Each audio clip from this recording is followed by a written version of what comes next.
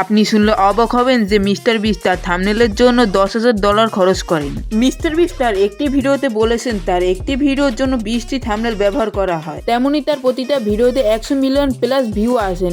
এখন যদি তুমি ওয়ার্ল্ডের বেস্ট ভিডিও তৈরি করো এন্ড তোমার থাম্বনেল যদি ভালো না হয় তবে কেউ সেই ভিডিও দেখবে না, এর জন্য তোমার ভিডিওতে ভিউজ হয় না। আর বেশিরভাগ মানুষ জানে না যে একটি ভালো থাম্বনেল কিভাবে বানাতে হয়। এর জন্যই আজকে আমি তোমাদের শিখাবো মোবাইল দিয়ে একটি ভালো থাম্বনেল কিভাবে বানাতে হয়। প্রথমে প্লে স্টোরে গিয়ে পিক্সেল অ্যাপটি ডাউনলোড করে নেবেন। ডাউনলোড হয়ে গেলে অ্যাপটি ওপেন করব।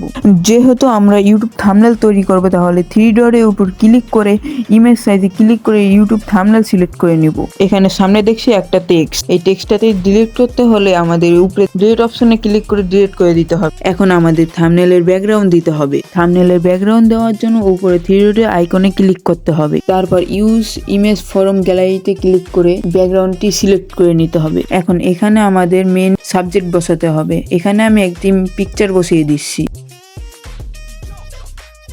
এখন আমরা সাবজেক্টের উপর গ্লো ইফেক্ট দিব। গ্লো ইফেক্ট দেওয়ার জন্য আপনাদের প্রথমে এই শ্যাডো আইকনের উপর ক্লিক করতে হবে। শ্যাডো আইকনে ক্লিক করে আপনার পছন্দের মতো কালার সিলেক্ট করে দিবেন।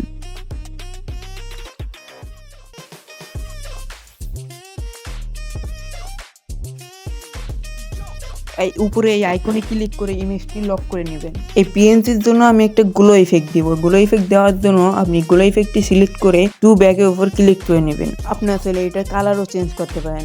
আমি রেড কালার দিয়ে দিলাম। তারপর আমি এখানে একটা মানি পিএনজি বসাবো।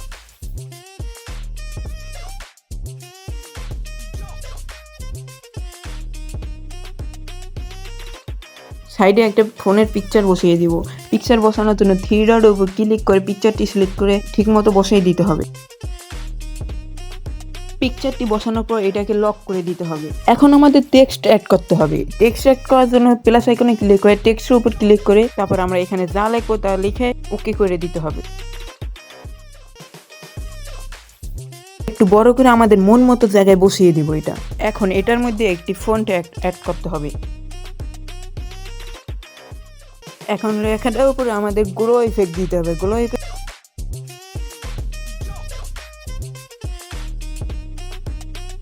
লেখাটার উপর গ্লো ইফেক্ট দেওয়ার জন্য আমরা চলে যাব শ্যাডোতে। শ্যাডোতে গিয়ে আমরা গ্রিন কালারটা সিলেক্ট করে দিব।